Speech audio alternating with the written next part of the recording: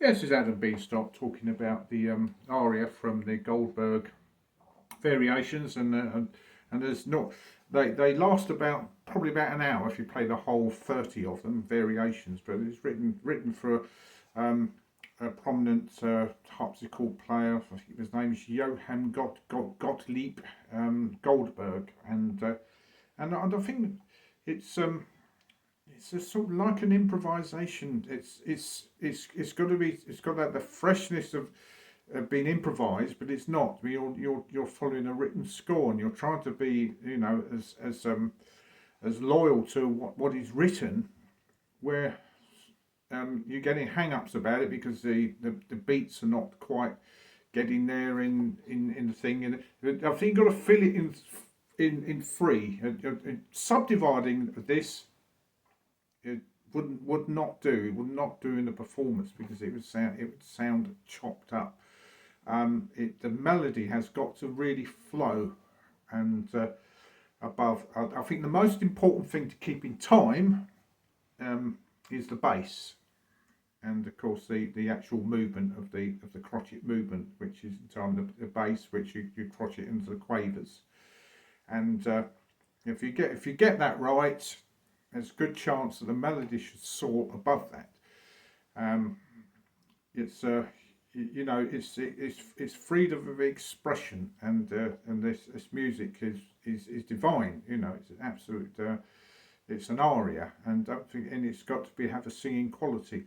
And the other thing, playing on the violin, and there's various very good arrangements of it for string trios, and that I've seen on YouTube, and different strings ensembles, as well as it is originally written for the keyboard, but I think it was the danger when you're playing on an instrument that it's not intended to be played upon. The transcription it puts a different flavour to it, because when you're playing the harpsichord, like the piano, the note dies. So whether you emulate that with your violin playing as well, because it's not the true to form, but always the ornaments, or do you with the violin you've got sustaining, which you cannot get on a keyboard.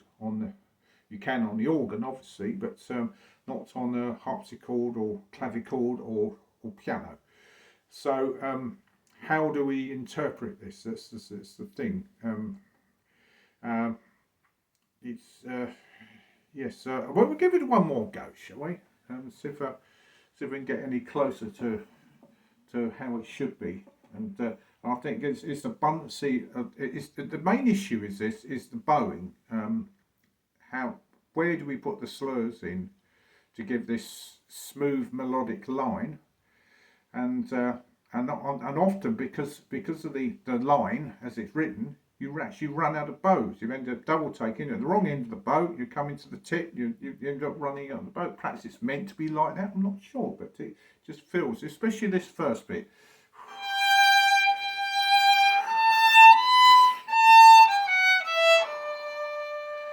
So you end up right there if you're playing it as it comes.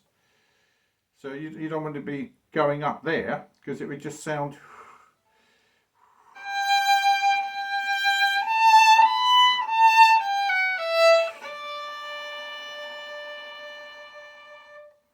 So if you were doing it that way, it's got to die away, because that's how the keyboard. We give it one more go.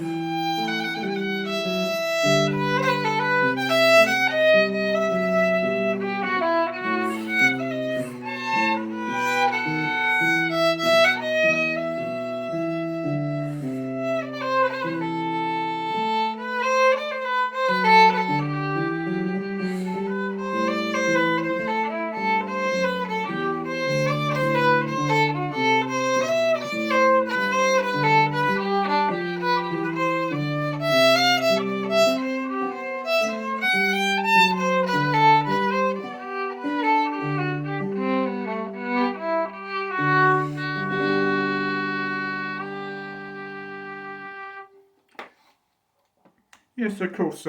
When you've got something pre-recorded like I have on the piano, it's very difficult to get out of time. And this is where you need another musician really to follow you or to follow them. You've got to feel it together. And even though there might be slight robbing of time here and there, it's and you know it's not to get the performance.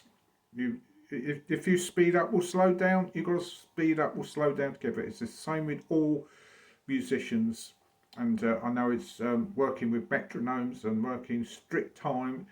It is a lot of hard work because it almost it breaks it up to learn it. I know it's useful in some sense, but the end product has to have that freedom of expression. That is my thoughts on it anyway. So obviously when you get to the faster numbers, that's you know you've got your rhythmic structure there as well. So anyway, so hopefully that's given you some insight.